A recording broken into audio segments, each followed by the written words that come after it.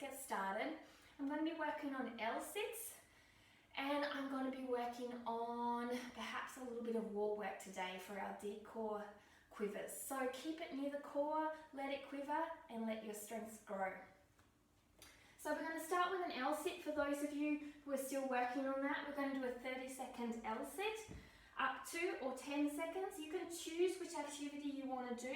You can do all of them in your video, in a picture, or you can do one exercise that resonates with you.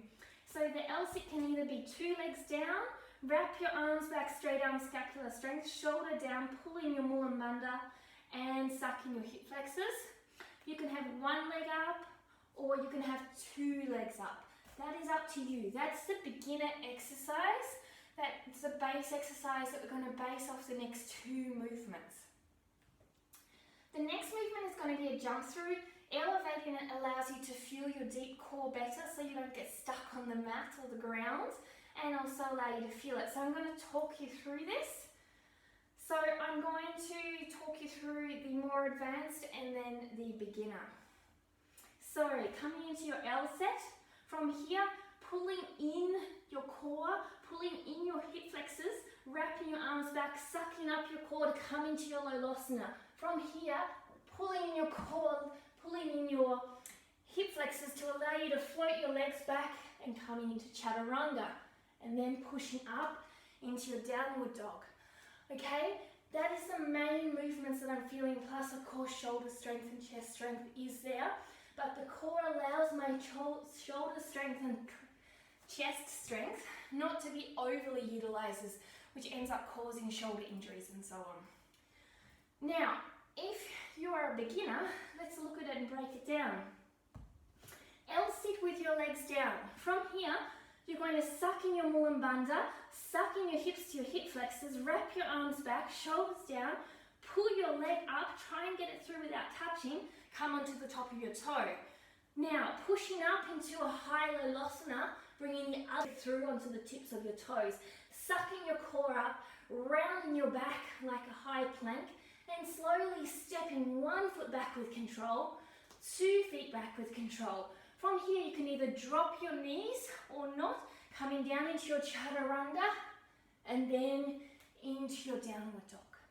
Okay, so beginners can also do this. Now I'm going to the more advanced exercises. So beginners, feel free to have a go and break it down just like I did then. You can put your feet on the ground at any time that you need to. So this one is going to be an L-sit, Lolasana, toe tap, Chaturanga to downward dog for all those advanced that would like to have a go. Okay, this is going to really help you to feel your core. You do about 5 repetitions. So L-sit, Lolasana, toe tap, Chaturanga, downward dog. Okay, now that would be about 5 repetitions. So you just jump straight back through, come up into your Lolasana, toe tap it up, coming down into your Chaturanga, and keep going for those more advanced. So that's all our L-sit work today. Now we are working on a little bit of core work. So now we're going to work on using our handstands for some wall work and some straddle press work. Okay, let's do the wall work first. For the more beginners, we're going to do wall jumps. Now don't worry, if you're going to fall, you're going to fall. That's part of the process of learning. What we're allowing you to learn here is a flotation learning and control learning, stopping yourself from going over. From here, suck in your core, wrap your arms back, fingers are spread, and slowly jumping forward. Okay, that was a nice slow jump forward, or a little bit more power. Okay, you're going to do about 10 repetitions, holding yourself here.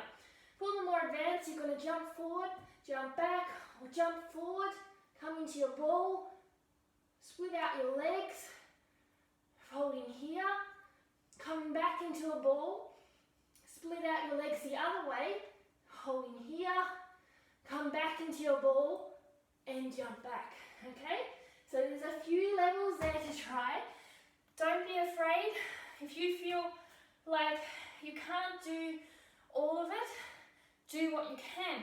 There's also the option of doing the wall work where push out, bring one leg in, two legs in. Bring one leg back, come into your split. Bring one leg back, one leg back. Bring one leg back to the wall, come into your split. Bring one leg back, bring one leg back, and coming into the wall. So there's options for beginner and advanced. Even if you can't have the jumping motion yet because you've got a bit of fear, you can still do this wall work. So don't stress. So now we have the last exercise, which is definitely for advanced, but I want to make this about everybody growing, not just beginners and not just advanced. Advanced can always improve their skills and learn control, and beginners can always keep learning control. So we're going to do straddle